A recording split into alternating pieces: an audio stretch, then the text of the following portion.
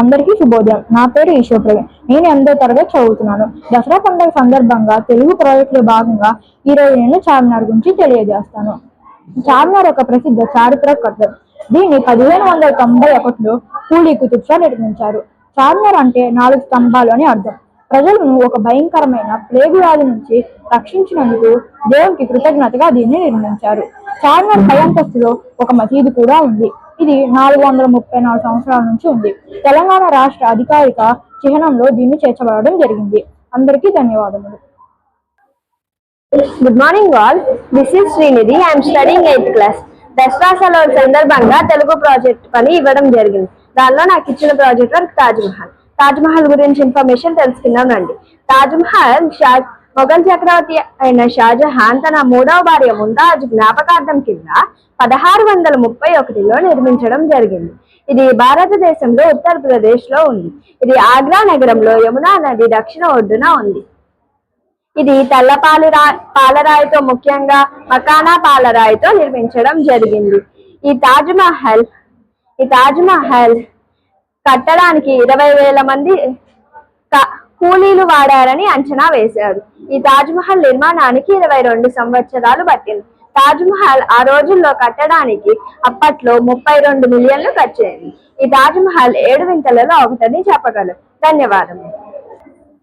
Good morning all. This is Shailu. I'm studying 8th class. Dasara సెలవుల్లో భాగంగా Telugu project work నేను చేసిన ప్రాజెక్ట్ కుతుబ్ మినార్ గురించి ఇన్ఫర్మేషన్ తెలుసుకుందాం. కుతుబ్ మినార్ కుతుబుద్దీన్ ఐబక్ 13వ శతాబ్దంలో నిర్మించారు. కుతుబ్ మినార్ ఎత్తు 72.5 మీటర్లు. ఇది ఢిల్లీ నగరంలో ఉంది. స్తంభం చివరిని చూస్తే ఢిల్లీ నగరం మొత్తం చూడవచ్చు. స్తంభం ఎక్కే వారి కోసం గాలి వెలుతురు వచ్చే విధంగా గూళ్ల వంటి కిటికీల ఏర్పాటు ఉంది. స్తంభం నుంచి పైకి వెళ్ళడానికి 379 మెట్లు ఉన్నాయి. స్తంభం చివరి నుంచి చూస్తే ఢిల్లీ నగరానికి రక్షణ కోటగా ప్రవహింపచేసే పచ్చని చెట్లతో కూడిన హరితహారాన్ని చూడవచ్చు. ధన్యవాదములు. Good morning everyone. My name is Tejaswini, studying 8th class in our school. Dasara సెలవుల భాగంగా మాకు ఇచ్చిన తెలుగు ప్రాజెక్ట్ లో మేము ఈ ఎర్రకోటను చేసాం. ఇప్పుడు ఎర్రకోటను గురించి తెలుసుకుందాం. ఈ ఎర్రకోటను షాజహాన్ 15వ శతాబ్దంలో ఢిల్లీ నగరంలో నిర్మించారు. ప్రస్తుతం ఈ కోట భారతదేశ సార్వభౌమాధికారానికి చిహ్నంగా ఉంది. బ్రిటిష్ వారు 1947 సంవత్సరం వరకు దీనిని సైనిక శిబిరంలాగా వాడేవారు.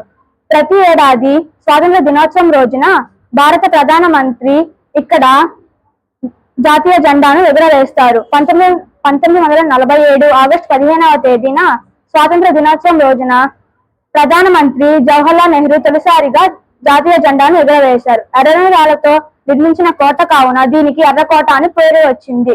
Thank you and have a nice day.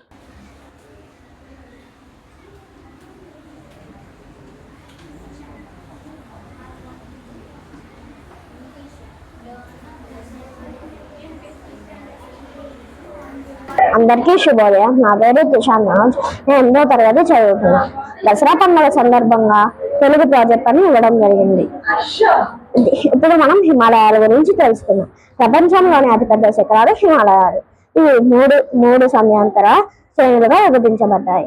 Shivalik పర్వతాలు, హ్రస్వ పర్వతాలు, హిమాలయాలు, మధ్య హిమాలయాలు, లఘు హిమాలయాలు, లోపలి శ్రేణులు మౌంట్ ఎవరెస్ట్. ఇవి 3 సమయాంతర శ్రేణులుగా విభజించబడ్డాయి. హిమాలయాలు అనేక నదులకు నీటిని అందిస్తాయి. ప్రపంచంలోని అతిపెద్ద పర్వతం.